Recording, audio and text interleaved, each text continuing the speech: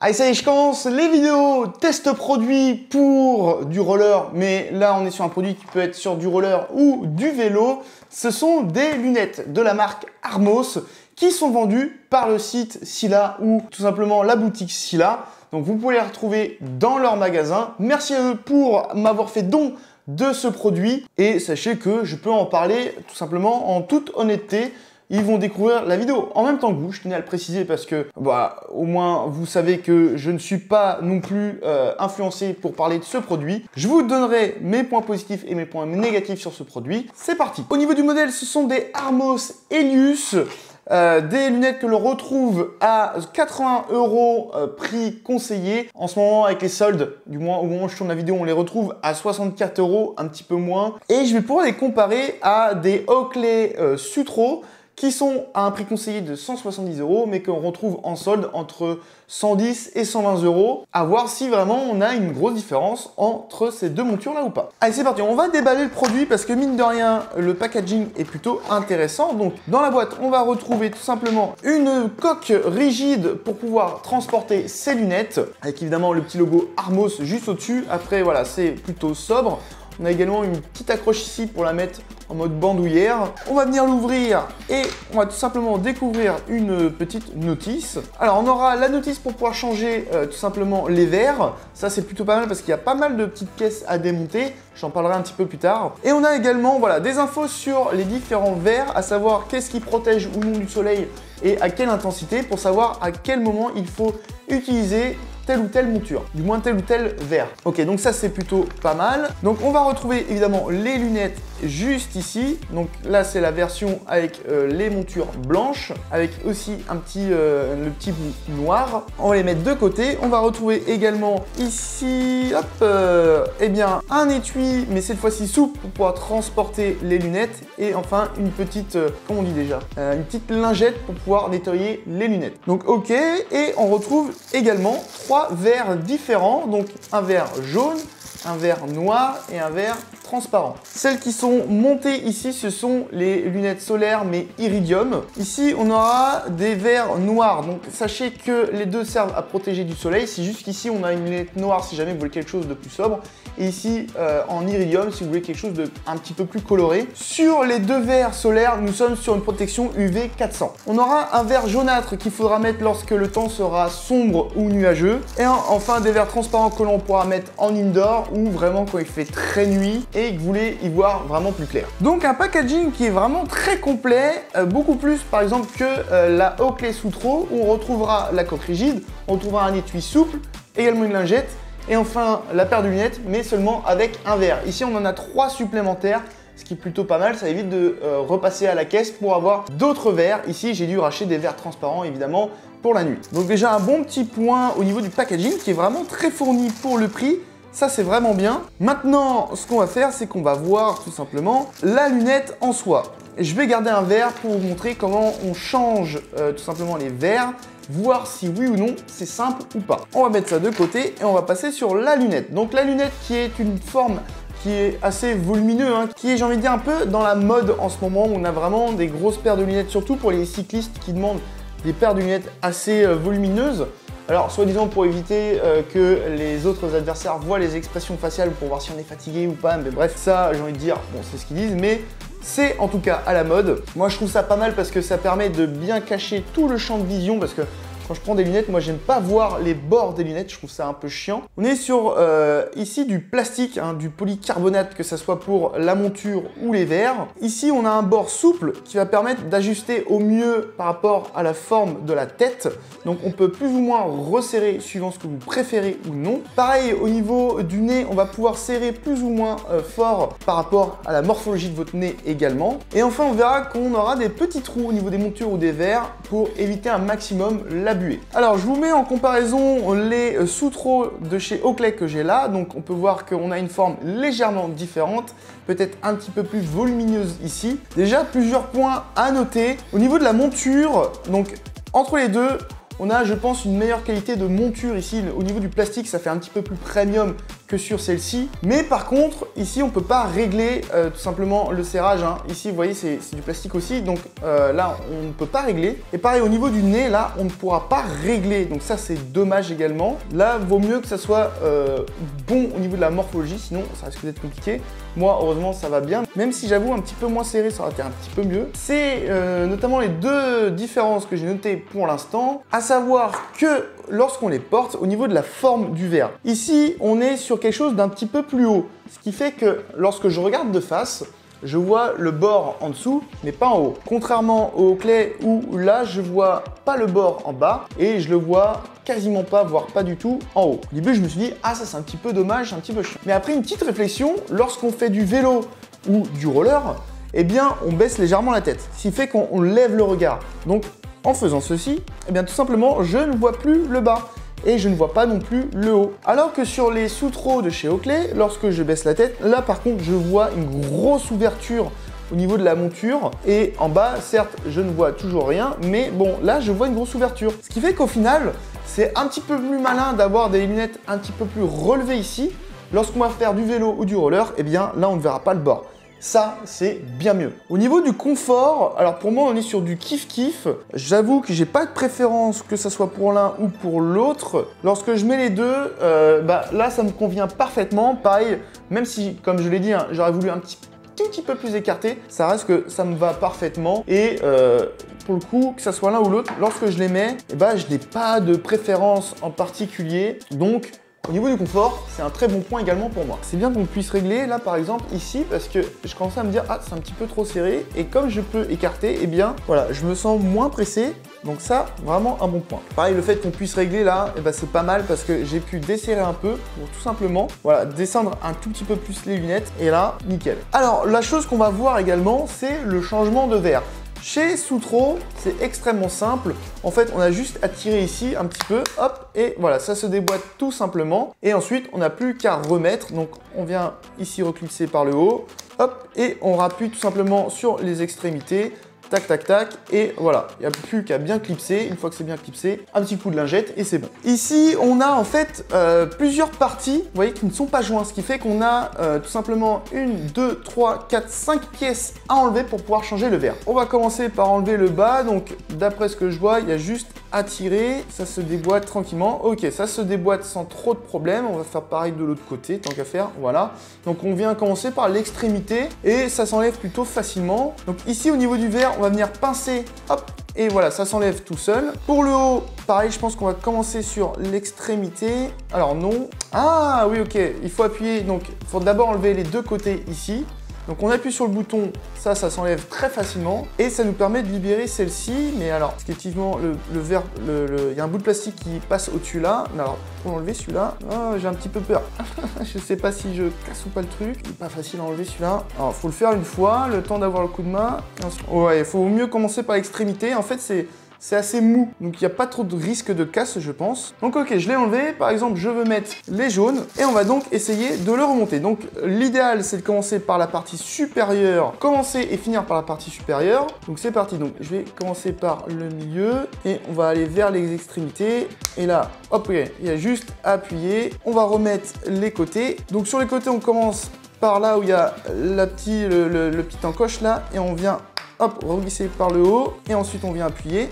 Et voilà, c'est fixé. Pareil sur l'autre côté, on commence par l'encoche, on vient reglisser vers le bas et ensuite on appuie, j'ai loupé, par le côté, voilà. Alors, voilà, on enclenche en haut et ensuite on vient appuyer là. Alors, faut pas hésiter à venir, hop là, voilà, décaler un petit peu la petite pièce ici pour pouvoir bien l'enclencher. Et une fois que c'est fait, voilà, ça bouge plus. On va reclipser le petit embout pour le nez. Donc là, il y a juste à le glisser et appuyer. Ça, c'est extrêmement simple. Et enfin, les petites parties inférieures. Donc pareil, je vais commencer par l'extrémité et ensuite, il n'y a plus qu'à appuyer, hop, voilà. Là, c'est bien enclenché, c'est bon. Et enfin, l'autre extrémité. Et voilà. Là, les parties inférieures sont faciles. Hop là, j'ai pas bien enclenché.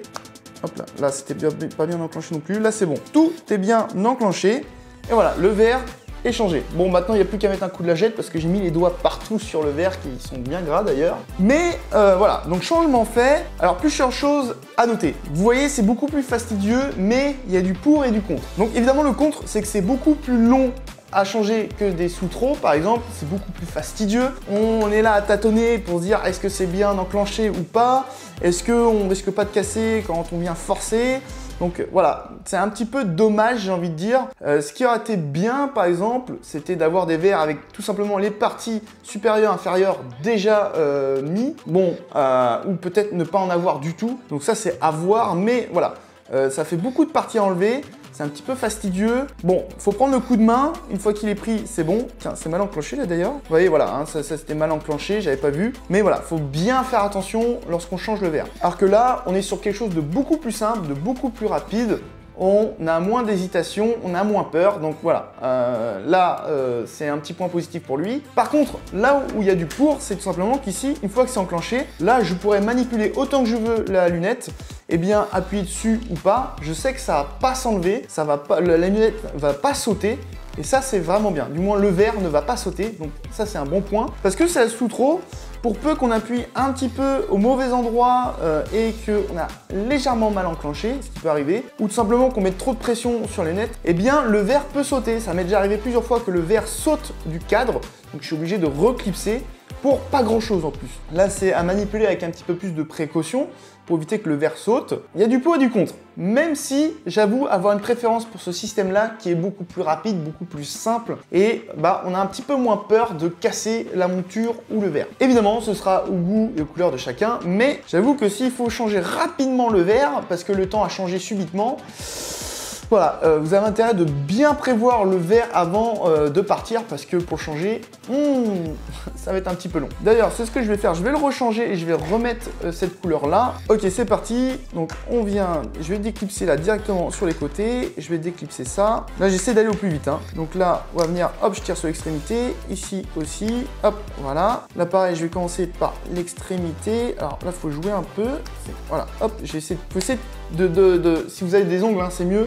Hop, de venir appuyer à l'intérieur pour pouvoir déclencher enlever la petite encoche. Donc voilà, tac, poser là. On va remettre sur le nouveau verre. Hop, on vient appuyer sur l'extrémité. Là, c'est bon. Je vais commencer par ça. Hop, c'est coup de main à prendre. Là, ça, c'est facile. Ça, c'est cool. Là, c'est un petit peu moins facile. Donc, on commence. Je vais mettre l'encoche là. On vient appuyer là. Tac, tac, tac. Pareil ici. Hop, voilà. C'est bien enclenché. Et maintenant, à vrai dire, j'ai envie de dire le plus compliqué. Donc, je commence par le côté. On vient appuyer. Donc là, il faudra jouer avec la petite pièce pour bien l'enclencher.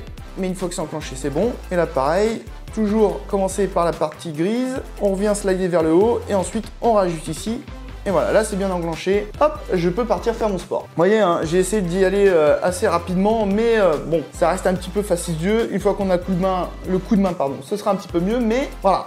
Ça reste quand même plus fastidieux, mais au moins là, ça reste bien en place. J'aurai pas de problème de saut de verre. Je vous laisserai juger par vous-même ce que vous préférez ou pas. Ok, maintenant tout ce que je vais faire, c'est faire des sorties vélo, des sorties roller, et puis on va voir si au niveau des verres, eh bien ça protège bien du soleil, si on voit bien évidemment à travers ces carreaux. Est-ce qu'au niveau du confort avec un casque, c'est toujours aussi bien? Et je reviendrai ici pour vous faire un petit retour, faire un test terrain bien entendu, pour vous confirmer ou non si ces lunettes valent le coup ou pas. Allez, je vous dis à dans quelques jours. Bon, ce sera quelques instants pour vous, mais quelques jours pour moi. Bon, maintenant, ça fait plus d'une centaine de kilomètres que j'ai utilisé ces lunettes, que ce soit en vélo ou en roller. Il est temps de vous rendre mon verdict.